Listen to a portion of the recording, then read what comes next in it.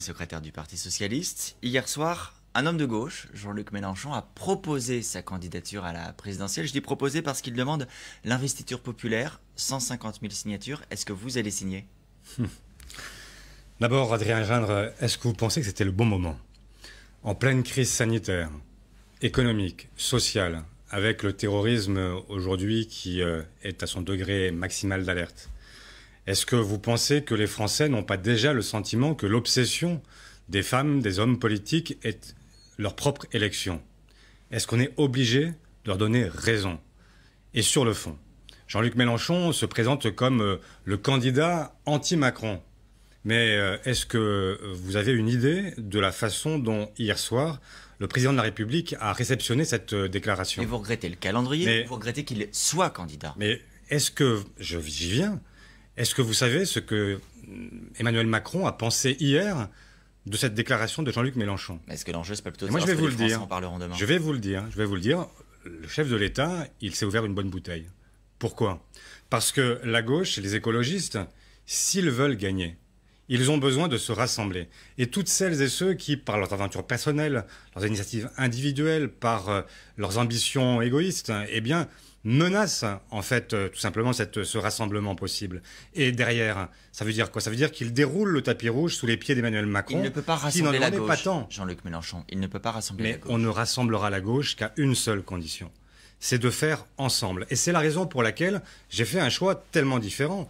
Le choix, c'est d'abord de construire un projet socialiste pendant les prochains mois, puis ensuite d'aller voir l'ensemble de celles et ceux qui peuvent participer à une grande coalition de la gauche et des écologistes pour les 5 prochaines années. Et puis ensuite seulement viendra le moment où on choisira celui ou celle qui peut incarner ce mouvement. Parce que moi, je ne veux pas simplement témoigner. Je ne veux pas qu'on fasse un tour de piste les uns et les autres à l'élection présidentielle. Je veux que nous gagnions. Et pour gagner, cela suppose le rassemblement. Ça suppose que ces forces qui se sont tellement divisées se retrouvent. Si elles ne se retrouvent pas, chacun sait ce qu'il se passera. Y compris, quitte à disparaître, parce que Jean-Luc Mélenchon, lui, il assume, il dit « Je veux que la France insoumise, mon mouvement, soit présent à l'élection présidentielle ».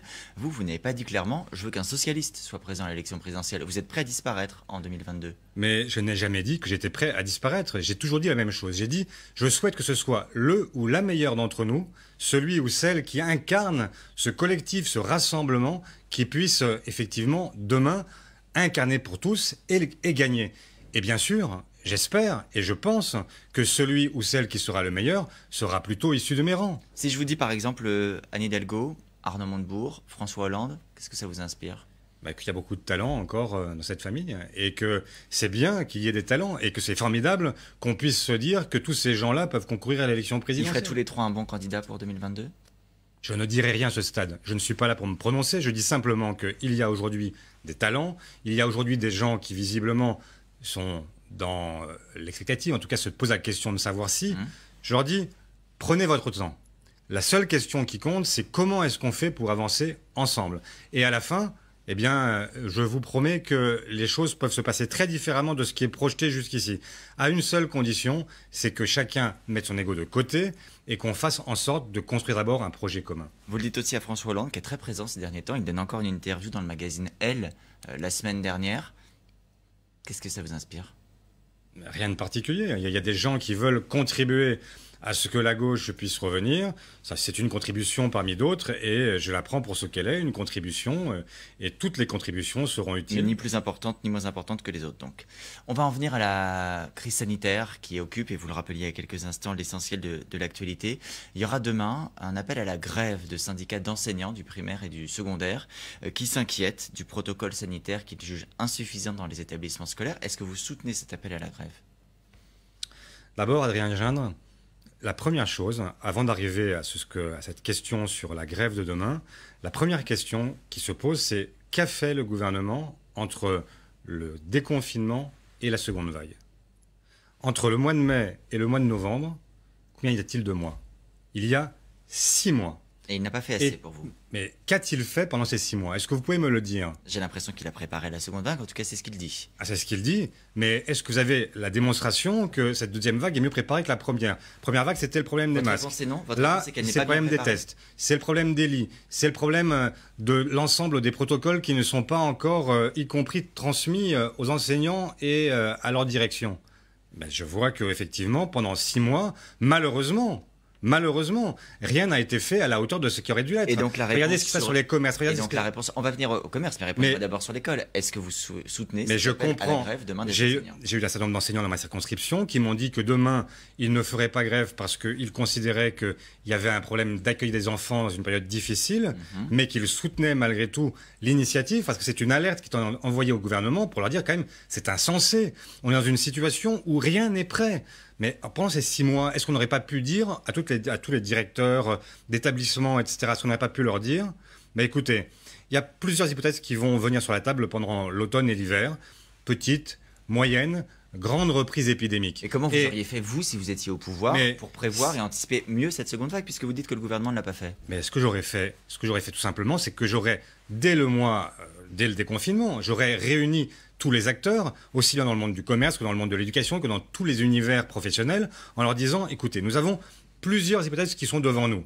Nous ne savons pas ce que sera encore cette deuxième vague épidémique. Mais j'aurais essayé de graduer et de dire scénario 1, scénario 2, scénario 3. Et à partir de là, on prépare les gens, si bien qu'on n'a pas aujourd'hui ce qui se passe. Vous vous rendez compte qu'on a des proviseurs qui ne savent toujours pas comment ils vont opérer la rentrée ce matin. Jean-Michel Blanquer a c'est quand même incroyable. Quelques précisions la semaine dernière sur le lycée en disant qu'on pouvait organiser des cours à distance, qu'on allait supprimer certaines épreuves. Mais 2 jours avant. Bac en première et en Mais vous vous rendez compte, Adrien Jeanne, que de quoi on parle? On parle de gens qui doivent organiser l'arrivée d'un millier d'élèves, par exemple, ce matin dans leur établissement, et on leur donne des consignes le vendredi à 18h. Enfin, c'est pour vous. Alors, c'est venons-en au incroyable. commerce que vous évoquiez. Les commerces, ils ont, comme tous les autres Français, été soumis à la mise en place du confinement. Certains commerces non essentiels ont dû fermer. Est-ce que vous dites ce matin que c'est une erreur et qu'il faudrait les rouvrir? Mais déjà là aussi, manque d'anticipation incroyable. Pourquoi est-ce qu'on n'a pas négocié avec l'ensemble des filières professionnelles à froid, c'est-à-dire avant que la deuxième vague Parce n'arrive? qu'elles auraient dit non, aucune filière professionnelle, Olivier Faure va dire super, fermons nos commerces demain. Non, on aurait cherché des solutions pour permettre de faire en sorte que on ait la petite distribution et la grande distribution. Mais est-ce que ça s'entendent va sur la façon dont empêcher les la choses progression peuvent- du virus? Olivier Faure, je comprends ce que vous dites il faut anticiper. Mais il y a un moment, quand le virus progresse, il faut en tirer les conséquences. Mais bien sûr, mais par exemple, quand le président de la République a parlé pour la première fois, avant d'en arriver à ce nouveau confinement, quand il a parlé simplement des couvre-feux, qu'avais-je dit à cette époque-là?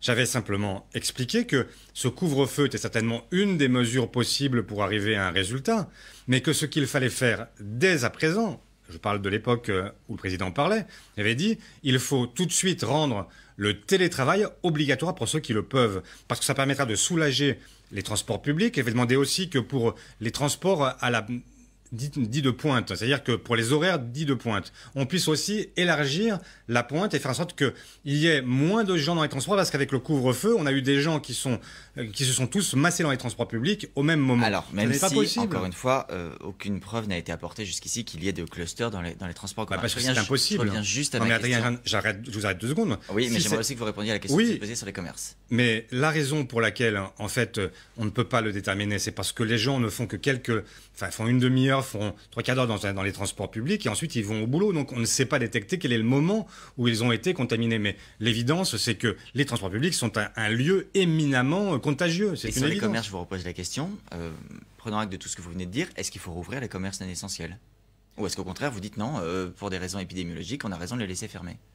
D'abord, je ne dis pas qu'il y a des commerces. Enfin, je n'aime pas beaucoup cette expression. Tous les commerces sont essentiels. Alors, il y a des commerces. Alors, Allez dire à ceux les commerces qui sont fermés aujourd'hui, est-ce qu'il faut les rouvrir? Eh bien, je pense que là aussi, il aurait fallu trouver une solution qui permette, par exemple, Et oui d'ouvrir. ou non, Olivier Faure, c'est Non, mais très simple. c'est pas oui ou non. Non, la question c'est est-ce qu'on peut dire que, par exemple, il y a des jours pendant lesquels la grande distribution est ouverte et des jours qui sont réservés aux commerces de proximité? On ne peut pas remplacer l'un Ce par serait l'autre. votre proposition? Ça peut être une D'alterner entre proposition. grande distribution Moi, je et souhaite qu'on commerce. puisse négocier avec l'ensemble du secteur commercial pour qu'on puisse faire en sorte que les petits et les gros puissent s'entendre, et surtout faire en sorte que les habitudes de consommation ne changent pas tellement qu'au moment où nous serons enfin déconfinés, eh bien, il n'y ait pas des habitudes de prise qui réduisent les secteurs de proximité, finalement, à peau de chagrin. Nous nous sommes tellement battus pour que les commerces de centre-ville puissent se préserver. Vous vous rendez compte que dans les communes, je prends ma circonscription, en fait, avec des communes qui font entre 10 000 et 30 000 habitants, eh bien, vous vous rendez compte la difficulté qu'il y a à maintenir un commerce de centre-ville. C'est quand même un crève-cœur que de les voir aujourd'hui fermés. On sent bien que vous n'êtes pas un grand fan de la politique choisie par le gouvernement. Il y a également un recours de parlementaires de gauche contre le projet de loi d'état d'urgence sanitaire qui permet de prolonger cet état d'urgence sanitaire jusqu'au 16 février 2021. Mais qu'est-ce que la gauche pourrait faire de mieux qu'un état d'urgence prolongé jusqu'en février? Vous préféreriez que tous les mois, on ressollicite le Parlement pour prolonger cet état d'urgence et qu'on bloque du temps parlementaire de débat? D'abord, on ne bloque pas beaucoup de temps et on le bloque souvent, ce temps parlementaire, pour des projets qui en valent infiniment moins la peine.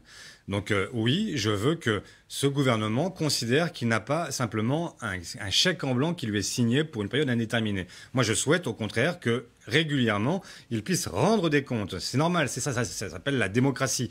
Vous vous rappelez que le président de la République avait parlé de guerre contre le virus. Eh bien, même en temps de guerre, Winston Churchill venait tous les jours devant le Parlement et venait rendre des comptes et expliquer, en période de guerre, une vraie guerre, eh bien, il expliquait aux parlementaires qui étaient devant lui, il leur disait « Voilà ce que je vais faire et je vous demande votre accord ». Eh bien, il me semble que ce n'est pas anormal qu'en démocratie, on ait un président qui... et par le biais de son Premier ministre, qui rendent des comptes régulièrement et qui disent où il va. Parce que pour l'instant, et c'est tout le problème de la gestion très opaque de cette crise du coronavirus, c'est qu'on a un président qui décide tout seul. Et voilà pourquoi vous avez y compris cette désorganisation aujourd'hui de l'État.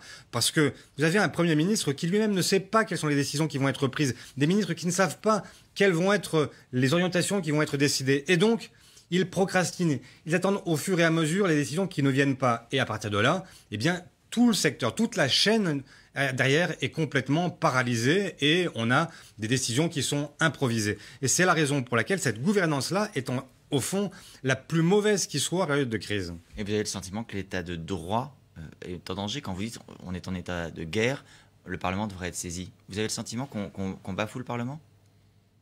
C'est pas une question de sentiment. C'est une réalité. Aujourd'hui, on a un Parlement qui est devenu, en fait, simplement vraiment une chambre d'enregistrement et avec des parlementaires qui sont tenus en lisière de la décision. On a été informé, c'est beaucoup dire, on a été invité à Matignon il y a une dizaine de jours, avant que le chef de l'État ne s'exprime à nouveau. J'ai demandé dans cette réunion au Premier ministre qu'il nous dise « Mais donnez-nous les différents scénarios qui sont devant vous et qu'on puisse vous donner notre avis sur quelque chose de concret, avec les études d'impact, c'est-à-dire qu'on sache quel est l'impact de chaque décision sur le plan sanitaire, économique, social. » Et c'est pas assez clair. Mais c'est pas que c'était pas assez clair. La réponse a été rien. Pas un seul scénario sur la table, rien du tout, nada. Alors, avec les informations dont vous disposez, on va rester très prudent, est-ce que vous considérez qu'on pourra et qu'on doit organiser les élections régionales au mois de mars, puisqu'on a compris que le président de la République s'interrogeait? Vous, votre avis, aujourd'hui, qu'est-ce que c'est? Moi, ce que j'ai déjà dit, et y compris au Premier ministre, je lui ai dit que j'étais d'accord avec l'idée qu'il faille décaler du mois de mars au mois de juin. Pourquoi? Parce qu'on le sait, le mois de mars, c'est un mois où les virus, de manière générale, circulent de manière plus vive, parce qu'on est en hiver, parce qu'il fait humide, parce qu'il fait froid, etc. Et donc, par analogie que c'est passé l'an dernier, je pense que la période la plus favorable, c'est plutôt le printemps, et donc plutôt le mois de juin que le mois de mars. C'est une évidence. Et si l'épidémie continue au mois de juin, qu'est-ce qu'on fait? Et vous croyez que les Américains se sont arrêtés de voter pour cause d'épidémie? Est-ce que vous croyez que les Néo-Zélandais se sont arrêtés de voter pour cause d'épidémie? Est-ce que vous pensez que, puisque vous avez tout à l'heure parlé d'activité essentielle, est-ce que vous pensez que la démocratie n'est pas une activité essentielle? Moi, je pense que si. Alors, parlons des États-Unis, puisque vous y faites allusion. Les médias américains ont annoncé ce week-end les victoires du démocrate Joe Biden. Est-ce que pour vous, c'est la gauche qui a gagné aux États-Unis? C'est la gauche américaine. Mais, beaucoup plus libérale que la gauche française. Beaucoup plus libéral et ça dépend lesquels. Je vois que parmi la nouvelle génération... Joe Biden est quand même très centriste, hein? Oui, je ne dis pas le contraire. C'est la raison pour laquelle c'est d'abord un soulagement. Enfin, Trump va partir de la Maison-Blanche. C'est aussi une inquiétude parce qu'il y a quand même 70 millions d'Américains qui ont voté pour un homme qui est un président raciste, sexiste, climato-sceptique, démagogue, menteur, enfin bref, c'est quand même un vrai sujet que d'avoir autant de gens qui lui ont fait confiance à nouveau, mais c'est aussi, c'est vrai, un espoir pour les relations internationales notamment, et j'espère que ça va ouvrir un nouveau cycle, parce que on va enfin peut-être voir revenir donc les Américains dans l'accord de Paris. Et c'est une politique que COP vous 21. soutiendrez, celle de Joe Biden? Vous ne pouvez pas me demander de lui signer un chèque en blanc non plus. Mais je soutiendrai, quand il dit qu'il veut soutenir ce que les Français ont bâti il y a quelques années avec la COP 21 et donc qu'il veut revenir dans les accords de Paris, je dis bienvenue, Monsieur le Président. Et effectivement, nous avons beaucoup à faire ensemble. Merci beaucoup, Olivier Merci Faure, à d'avoir vous. été l'invité de LCI ce matin.